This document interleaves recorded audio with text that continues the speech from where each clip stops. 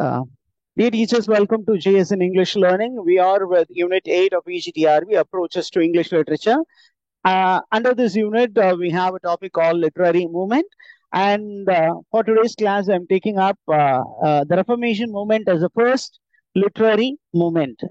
Reformation movement is basically a religious movement, but it had a great impact on literature for a very long period of time, particularly from 14th, 15th, even it lasted till 16th century. Reformation movement. அப்ப இந்த reformation மூவ்மெண்ட்னா என்ன, அதுல major ப்ரீஆக்குபேஷன் என்ன, major thinkers என்ன அப்படிங்கிற information எல்லாம் பார்த்துட்டு போயிடுவோம். So when we speak about Reformation movement is a movement very closely connected with religion, and then with religion it is connected with culture, and this movement was very prominent in the later half of the 15th century and the early part of the 16th century. அதாவது 15-16ஆம் நூற்றாண்டில் அந்த ரிலிஜன்லயும் கல்ச்சர்லயும் இருந்த movement. Normally renaissance அப்படின்னு சொன்னா it is to do with art, architecture and literature. Architecture லிட்ரேச்சரோட connect ஆன movement எது அப்படின்னா it is renaissance, rebirth of art, architecture and literature. இதுவே ரிஃபர்மேஷன் அப்படின்னு கேட்டீங்கன்னா மறுமலர்ச்சி. எந்த மறுமலர்ச்சி அப்படின்னு கேட்டீங்கன்னா இது மதத்தில் மறுமலர்ச்சி, அப்புறம் கல்ச்சர்ல ஒரு மறுமலர்ச்சி. இந்த மறுமலர்ச்சி இலக்கியத்தை பாதிச்சது. அதனால reformation is scene as a movement which is connected with literature. Right. இந்த மூவ்மெண்ட் எங்க இருந்து வந்தது அப்படின்னு கேட்டீங்கன்னா பேசிக்கா there was one religion in the west. நீங்க வெஸ்டர்ன் மேலை நாடுகளில் ஒரு ரிலிஜன் டாமினேட் பண்ணுச்சு.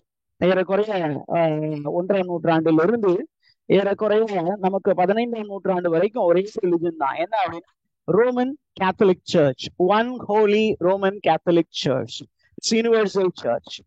அந்த ரோமன் கேத்தலிக் சர்ச்குள்ளார பாத்தீங்கன்னா it is based on the principle of poverty, obedience, chastity. அந்த மாதிரி இப்ப குருக்கள் இருக்காங்கன்னு வச்சுக்கோங்களேன், ப்ரீஸ் இருக்காங்கன்னா அவங்களுக்கு ஒரு 4 பேசிக் வவுஸ் இருக்கு. ஒன்னு வந்து பாவர்ட்டி, அட்டர் பாவர்ட்டி, ஏழ்மை. the second one is chastity, கன்னிமை. அதுக்கப்புறம் ஹியூமிலிட்டி, கீழ்ப்படிதல். அப்புறம் ஒபீடியன்ஸ். ஒபீடியன்ஸ் அப்படின்னா பணிந்து செல்தல். அப்போ தலைமை சொல்வதை கேட்டு நடக்க வேண்டும். இந்த 4 பண்புகள் வந்து ஒவ்வொரு குருவிடம் இருக்க வேண்டும். அப்ப இந்த குருக்கள் வந்து சேவைக்காகவே அழைக்கப்பட்டார்கள்.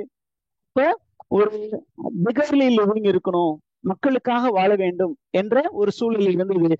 ஆனா மக்களுக்காக வாழ வேண்டிய குருக்கள் என்ன பண்ணாங்க அப்படின்னா they started being gave up all the vows. vow of poverty, ஏழ்மை, அந்த vow வந்து மறந்துட்டாங்க. they started being living luxurious life like the kings and the queens and the noble. எப்படி அரசர்கள் சுகபோக வாழ்க்கை வாழ்வார்களோ அந்த மாதிரி வாழ்க்கை வாழ ஆரம்பிச்சாங்க. ஓகே. கன்னிமை அப்படின்னா கற்பனை அப்படின்னா கடவுளுக்காக தங்களை அர்ப்பணித்தல். அப்ப வேற மனிதர்களோடு இந்த என்ன சொல்லுவாங்க, ஒரு செக்ஷுவல் கான்டாக்ட் இல்லாம they dedicate themselves to God. அதையும் மீறினார்கள். அப்புறம் கீழ்ப்படிதல் அப்படின்னா தங்கள் தலைமைக்கு கீழ்ப்படிய வேண்டும். அந்த தலைமைக்கு கீழ்ப்படியாத மக்களாக அவர்கள் இருந்தார்கள். அதை பத்தி நம்ம வந்து ப்ரொலாக்டிக் கேண்டர்பரி டேல்ல பார்த்துட்டோம். ஓகே. என்ன பண்ணுவாரு அப்படின்னா பெனடிக்டின் ஆர்டர்ல ஒரு மங்க் இருந்தாரு. அந்த மங்க் என்ன பண்ணாரு, he never followed any rules, he broke all the rules, he lived a corrupted life, a life of luxury. ஆடம்பர வாழ்க்கை, பகட்டான ஒரு வாழ்க்கை, ரொம்ப செக்ஷுவலான ஒரு லைஃப் எல்லாமே வாழ்ந்துட்டு இருந்தாரு. இப்ப this is called corruption in the Catholic church. இந்த கரப்ஷனை மாத்தி அமைக்க வேண்டும் அப்படின்னு முயற்சி பண்ண ஒரு மூமெண்ட் தான் ரெஃபர்மேஷன் மூமெண்ட். அந்த ரெஃபர்மேஷன் மூமெண்ட்டுக்கு யாரு முன்னெடுத்து சென்றா அப்படின்னு கேட்டீங்கன்னா என்னென்ன ஈவென்ட்ஸ் வந்து அதற்கு காரணியாக அமைந்தது அப்படின்னு தான் இப்ப பார்க்க போறோம். ஓகே. So church during the 15th century became broken. One சர்ச்சா இருந்தது. இப்ப என்னாச்சு, உள்ள வந்து ஒரு பிரிவினை வருது. அததான் நம்ம பிரிவினை சர்ச், ப்ரொட்டஸ்டன்ட் சர்ச். ப்ரொட்டஸ்டன்ட்னா rebellious church. Rebellion within the church. Okay, இதற்கு காரணியாக இருந்தவை என்ன அப்படின்னு பார்க்க போறோம். Number one, the major characteristics or the events that led to Reformation. The Reformation காரணமா இருந்தது. Number one, the first person, the most important person is Martin Luther and 95 theses, debate points. Thesesனா என்ன அப்படின்னு கேட்டீங்கன்னா, I'll put it in the file itself. Debate points. Okay, who is this Martin Luther அப்படின்னு கேட்டீங்கன்னா, he is a German Augustinian monk. Okay, he is a German Augustinian monk. Augustinian monk அப்படின்னு கேட்டீங்கன்னா, he belonged to an order of Saint Augustine. Augustine அப்படின்னு ஒரு முனிவர் இருந்தார். அந்த முனிவர் தோற்றுவித்த ஒரு ஆர்டர் இருக்கு.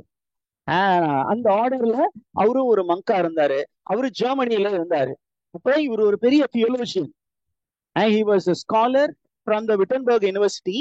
அந்த டைம்ல பாத்தீங்கன்னா, நீங்க ஏறக்குறைய October 31st, 1517 is a very important day in Reformation history.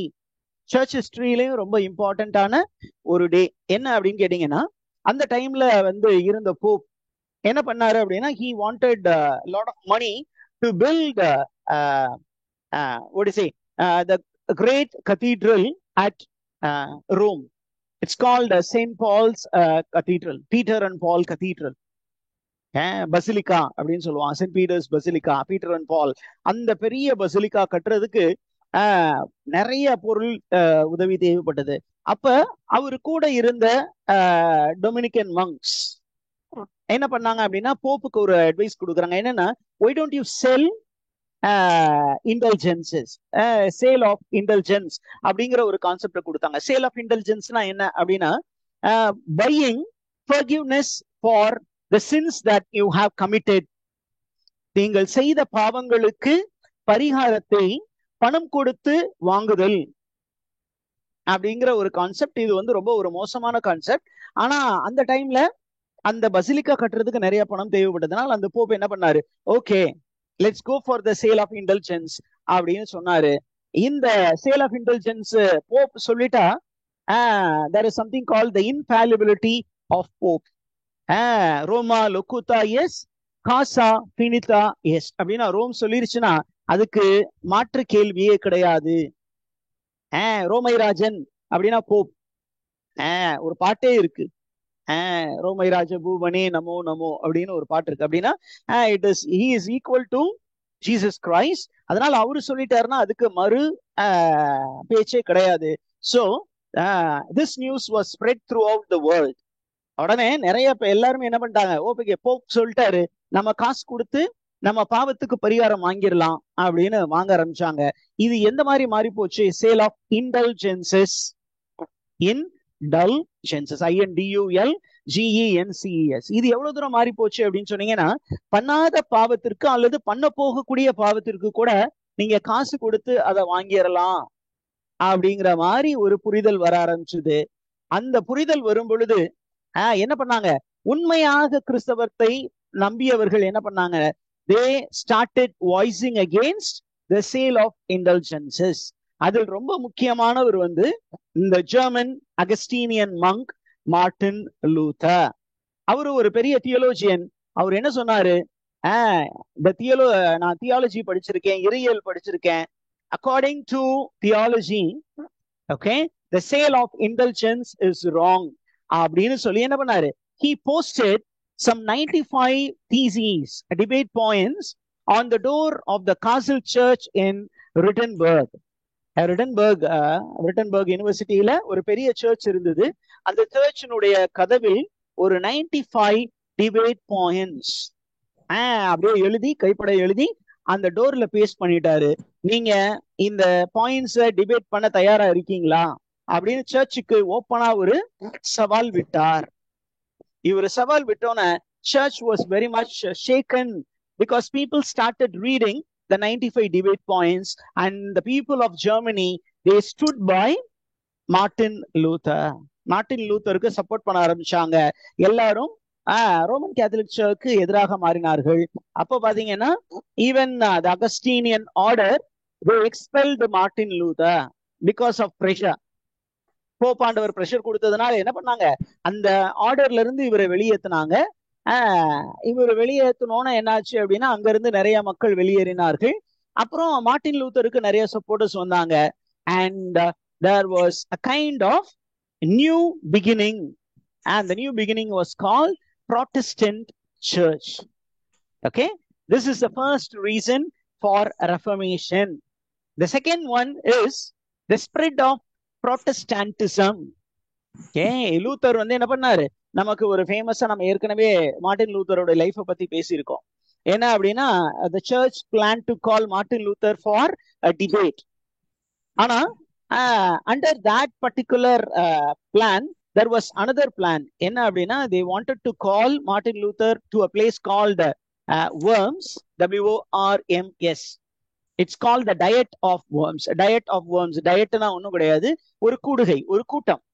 அப்ப எல்லா மேஜர் தியோலோஜியன்ஸும் வருவாங்க, சர்ச் தியோலோஜியன்ஸ். அங்க வந்து நம்ம ஆர்கியூ பண்ணலாம் அப்படின்னு அவர் கூப்பிட்டாங்க. ஆனா the ultimate plan was to catch Martin Luther and burn him alive.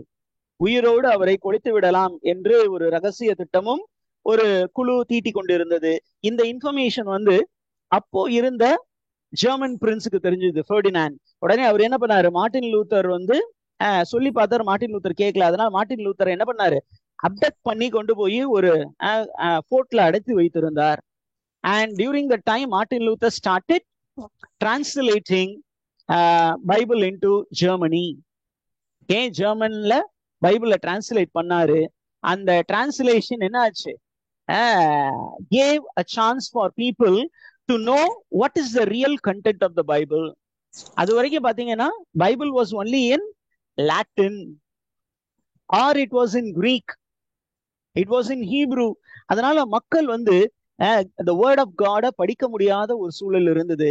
ஆனா with the spread of Protestantism, with the arrival of printing press, printing press உடைய வருகையினால என்ன ஆச்சு அப்படின்னா, நிறைய மக்கள் பைபிளை வாசிக்க ஆரம்பித்தார்கள். and people started giving more importance to the word of God than the power of the Pope. The authority of the Pope was questioned.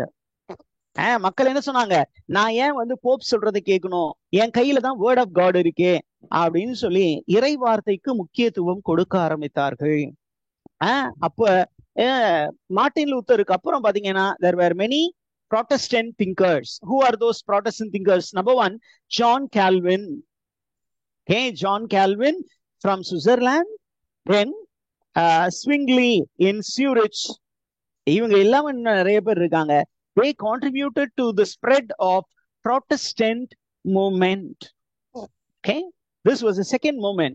The third movement என்ன அப்படின்னா, Reformation, Protestant movement அப்படின்னு சொன்னீங்கன்னா, இந்த Protestant movement எதுக்கு முக்கியத்துவம் கொடுத்துச்சு அப்படின்னா, they gave importance only to the scripture and the term is sola scriptura. வேற எதையுமே நான் நம்ப மாட்டோம். Okay, we only believe in the authority of the Bible in matters of faith. விசுவாசம், நம்பிக்கை அப்படின்னு ஒண்ணு இருக்குன்னா, இந்த நம்பிக்கை போப்பாண்டவரிடம் இருந்து வருவதில்லை, அந்த வேத புத்தகத்திலும் இருந்து வருகிறது. எனக்கும் கடவுளுக்கும் இடையே எந்த மீடியேட்டரும் தேவையில்லை. We don't need any mediator. So I read the Bible and God will speak to me directly அப்படின்னு வேத புத்தகம் மட்டும்தான் முக்கியம் அப்படின்னு சொன்னாங்க. Teachers, somebody is meddling with the mic. Kindly check your mics. Don't disturb the class. ஏன்னா கான்ஸ்டன்டாவே disturbance இருக்கு. Okay, that was the main idea. Okay, என்ன ஐடியா அப்படின்னா, the Reformation gave importance to the reading of the Bible and believing in the authority of Bible and speaking to God directly, நேராக கடவுளிடம் பேசுவது அப்படிங்கிற ஒரு விஷயம் வந்தது. அதற்கப்புறம் பாத்தீங்கன்னா there were a lot of vernacular translation of the Bible, and because of the vernacular translation, vernacularனா லோக்கல் லாங்குவேஜ்ல அந்த விவிலியம் மொழிபெயர்க்கப்பட்டது. இந்த மொழிபெயர்ப்பினால் என்ன ஆச்சு அப்படின்னா, common man came to know about the Bible. இதற்கப்புறம் என்ன சார், ரிஃபர்மேஷன்னால என்ன நடந்துச்சு அப்படின்னா, there was lot of social and political upheaval.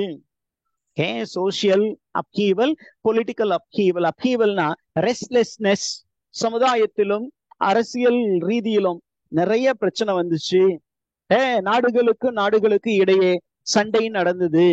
அந்த சண்டை அது வந்து historically it is called 30 years war.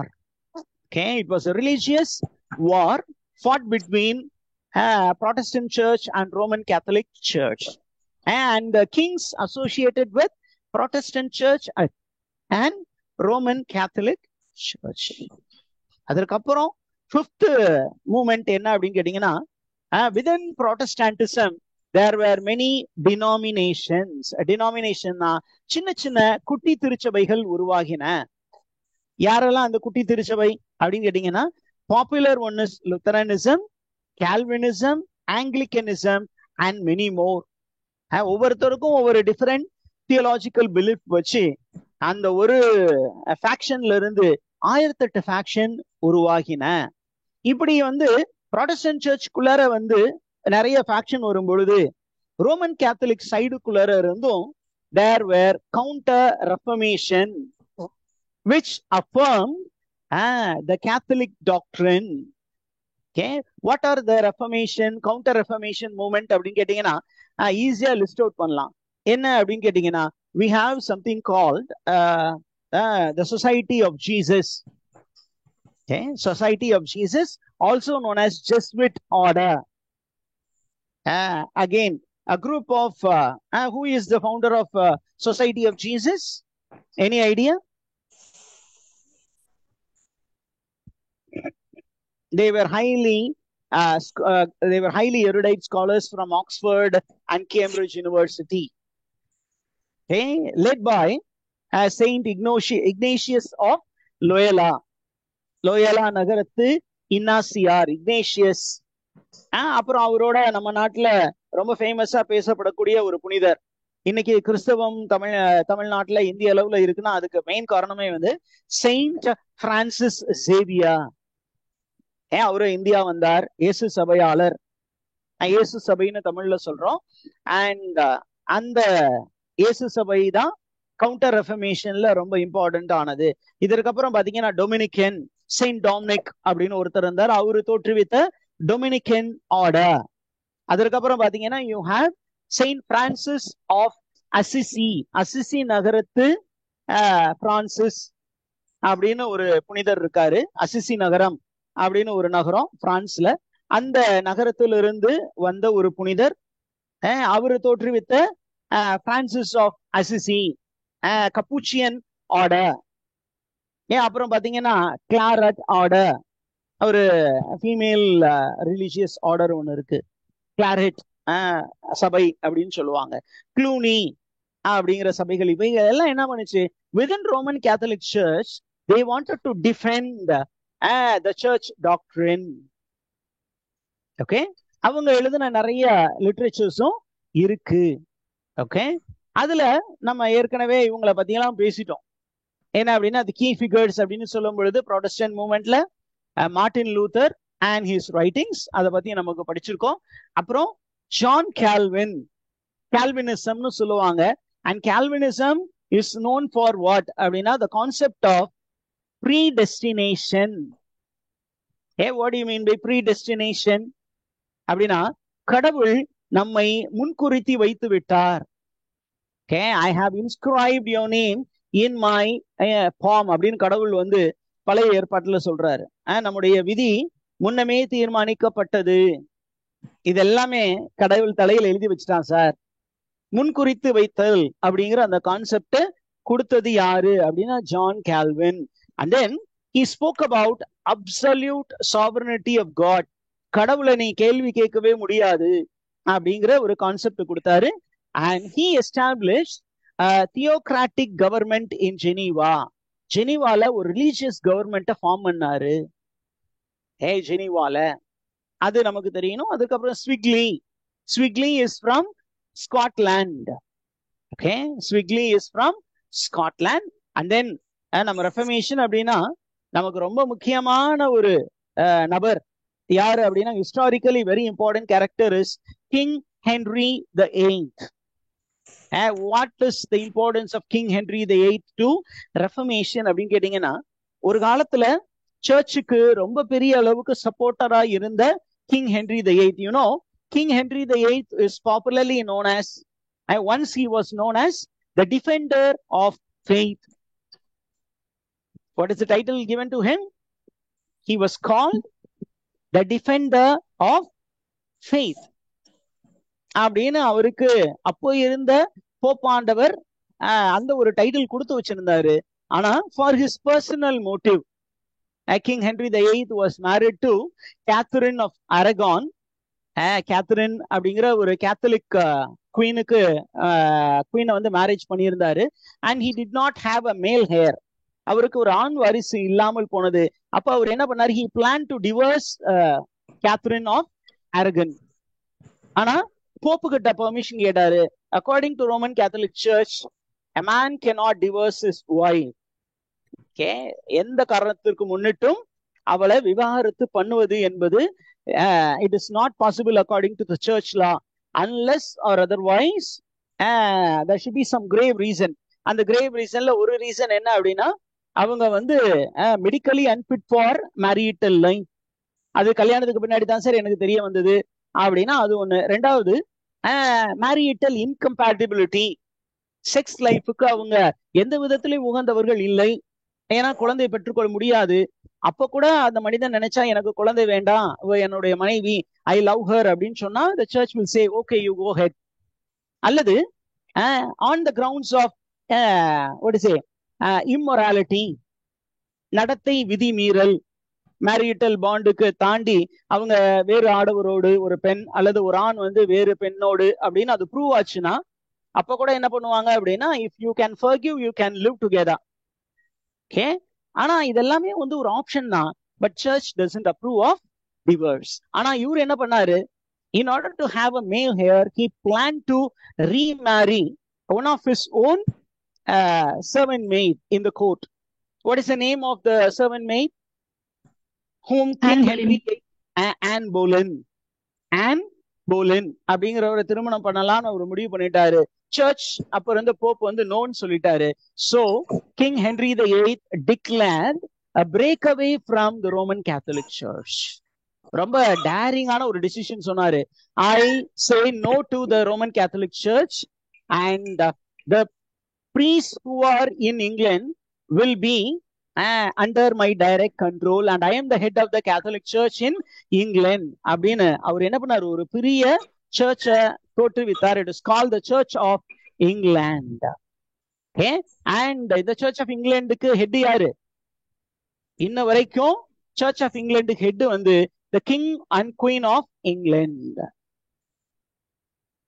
Are you there, teachers? Yes. Are you following? அதுக்கப்புறம் ரொம்ப முக்கியமான ஒரு ஸ்காலர் அப்படின்னா பிலிப் மெல்சன். அதுக்கப்புறம் இந்த ஸ்விக்லி அப்படிங்கிறவரு. இவங்க எல்லாம் நேம்ஸ் மட்டும் தெரிஞ்சு வச்சுக்கோங்க, நமக்கு இவ்வளவு இன்ஃபர்மேஷன்ஸ் போதுமானது. Okay, so I have completed this Reformation movement. Okay, so with that I'll stop this